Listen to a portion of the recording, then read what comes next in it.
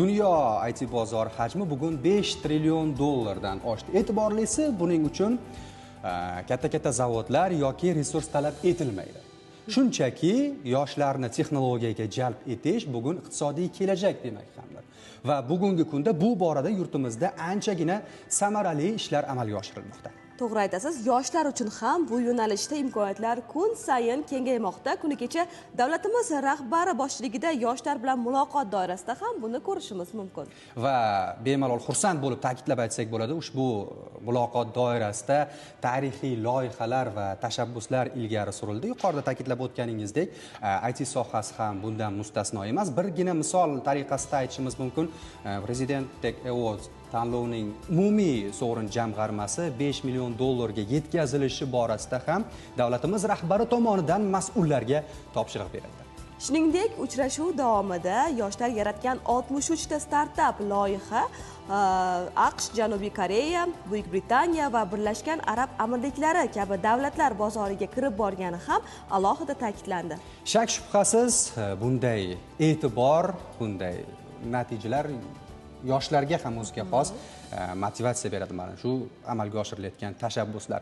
Hozirgi dastlabki lavhamiz qahramoni ham so'zimizning isboti. Sizga tanishtirmoqchi bo'lgan qahramonimiz ham o'zining texnologik loyihalarga ega va yaratilgan imkoniyatlardan samarali foydalanayotgan yoshlardan biri. Demak, hozirgi lavhamizda u bilan yaqindan tanishamiz. Marhamat.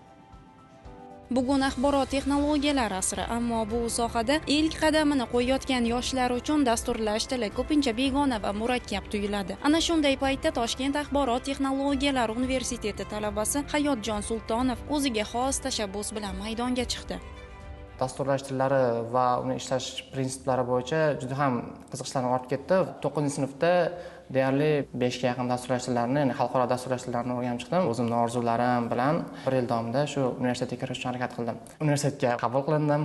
Birinchi kursligimdan boshlab shunchaki o'qimaslikka harakat qildim. Nimadir o'zimdan qoldirishim kerak, qancha eshiklar bo'lsa ochib ko'rishga harakat qilish kerak.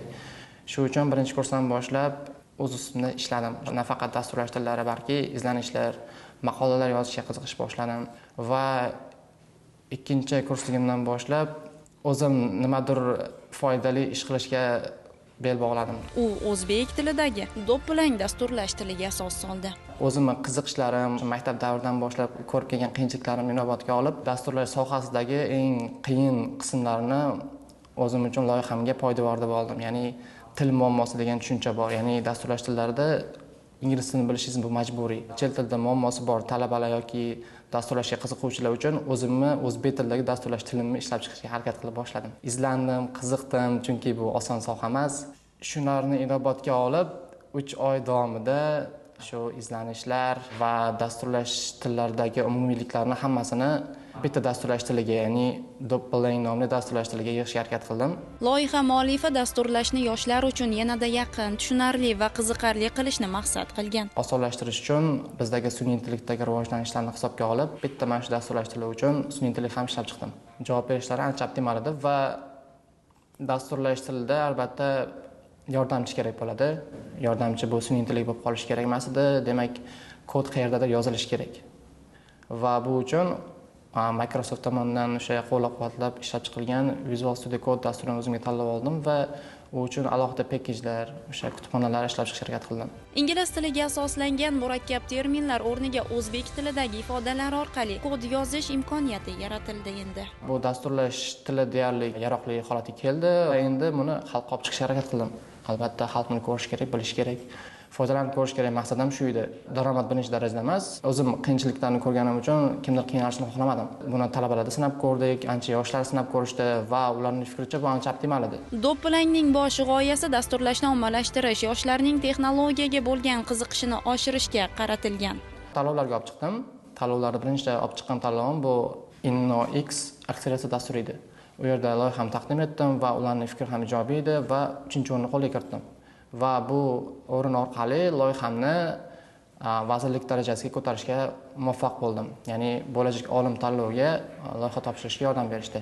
Va keyinchalik Mirzo Ulug'bek vorislar degan tanlovga qatnashib ko'rdim, omadimni sinash uchun va bu shunchaki omad sinash bo'lib qolmadi. Tuman bosqichi va viloyat bosqichida omad kulib boqdi. Loyihamni ham ancha qo'llab-quvvatlashdi va u yerdan muvaffaqiyatli o'tib, respublika tanlovida ham g'oliblikni qo'lga kiritdim.